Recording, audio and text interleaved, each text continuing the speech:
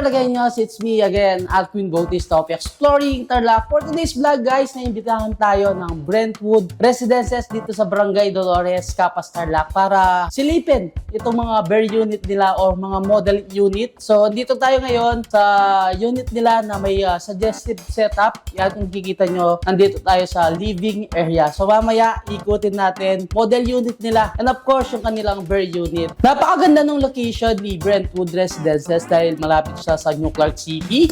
I think nasa 18 minutes away lang naman. SCTS exit sa may Concepcion, nasa 10 minutes away. So kung pupunta kayo Manila, hindi problema. And then, malapit sa mga fast food or intersection ng Capas. So merong McDonald's, merong Jollibee, nasa 5 minutes away lang, nandun na kayo guys. And kung gusto yung pumunta ng SM City Tarlac guys, nasa 15 minutes away lang from here sa may Brentwood Residences, mapupuntahan mo na yung SM City Tarlac. So yun guys, ready na ba kayo na ikutin itong model unit ni Brentwood Residences? Kaya papakita ko sa inyo para makita nyo yung kabuuan ng suggested setup nila dito. So ito na guys, yung suggestive setup or layout ng model unit ng Townhouse 44 nila. Ito na yung living area. And syempre yung agdan paakyat, kagandahan sa mga unit ni Brentwood Residences guys, slab na yung second floor natin. And then dito nilagyan siya ng TV, tapos mga ibang display. So depende lang talaga sa inyo guys kung paano nyo aayusin yung bare unit na ite-turnover sa inyo. And nakalagay dito is for viewing purposes only. Doon sa bare unit guys, wala to. Itong lababo, tapos dito yan. Sa suggestive setup nila, nilagyan niya ng sink. And then meron siya lutuan dito, cabinet, tapos yung range hood para hindi mawusok sa mismo dito sa tabi ng living area nyo. And may mga cabinets, pwede kayo maglagay ng rep dito. And ibang display. Tapos, ito yung itsura ng CR or comfort room. So, pwede mo siyang i-divide na divide yung toilet. And then, yung shower area.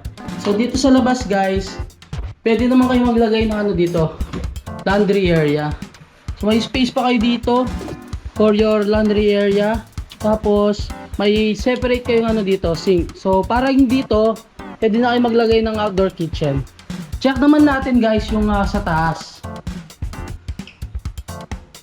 Isa pa sa napansin ko dito, guys, sa pag-akyat nyo dito sa hagdan, napakataas ng ceiling.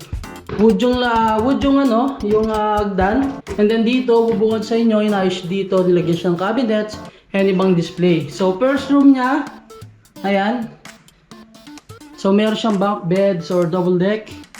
So, uso na rin itong mga to, yung mga cabinets na bed sa ilalim, mga bed frame para ma-maximize pa natin yung mga room. So, may cabinet din sa kabila. Computer area. Kung nakita nyo doon sa bare unit guys, as in wala ito. As in wala itong naka-divide na room na to. So nasa inyo guys kung paano nyo na lang ayusin yung mismong bare units na ite-turnover sa inyo. So eto siya. Yung master bedroom. May mga cabinets dito. Pwedeng paglagayan ng mga displays, computer area, or working space. And I think queen size bed pa yung nailagay nila dito, pero very cozy pa rin siyang tignan. Maluwang pa rin tignan yung room ng master bedroom. Isa pa sa nagustuhan ko sa location ni Brentwood Residences is malapit siya sa Municipal Hall ng Capas, Tarlac. And syempre, mga 7 minutes away, andun na kayo mismo sa town proper ng Capas or yung Capas Public Market. And then guys, kung may mga kids kayo na kasama sa bahay, so hindi nyo problema yung school. Napakalapit ng mga schools dito. Elementary and high school, private and public. Andiyan yung Dominican College of Tarlac. And then, alam ko may isang elementary school dito, mga 3 minutes away, bago mag-junction. Pwede din silang mag-aaral doon. And nandito rin si Wellspring, nasa 5 minutes away lang din. Wellspring High School or Elementary. Pag-usapan naman natin yung dalawang unit nila dito sa Brentwood. So may dalawang unit sila dito, yung tinatawag nilang Townhouse 44 and then yung Townhouse 33.6. Yung Townhouse 44 square meter yung floor area and then lot area niya is 36 square meter is magiging monthly nyo guys. Nasa 6,000 plus lag. Tapos yung down payment niya is 45,000 payable for 10 months. Yung Townhouse 33.6 square meter naman nila na floor area And then yung lot area niya is 31.5 square meter.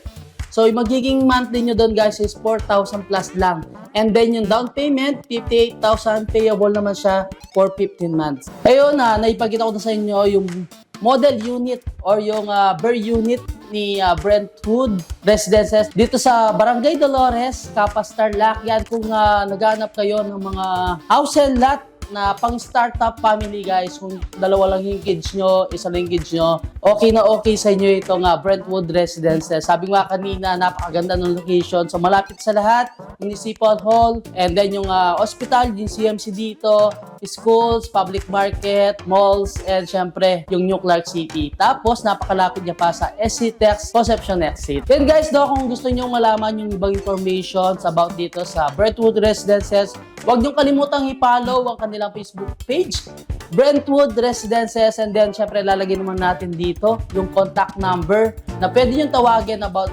dun sa mga ibang infos or inquiries na gusto nyo itanong about dito sa Brentwood Residences. So dalawang unit siya, Townhouse 44 and then yung Townhouse 33.6 nila. So nasa pre-selling period pa rin naman sila.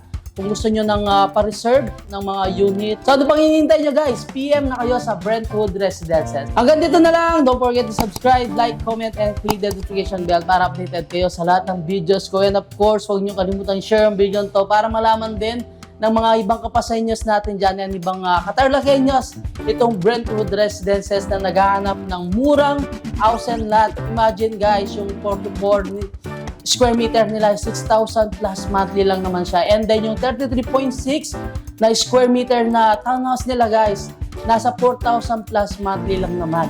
So parang nangungupahan ka lang. So in the future is magkakaroon na kayo ng sariling bahay. So ayan guys, kapag napanood nyo itong video to, so guys, kapag napanood nyo itong video to, baka ito na yung dream house nyo. So kuha na kayo ng sariling bahay nyo ngayong taon. So until our next vlog, peace out!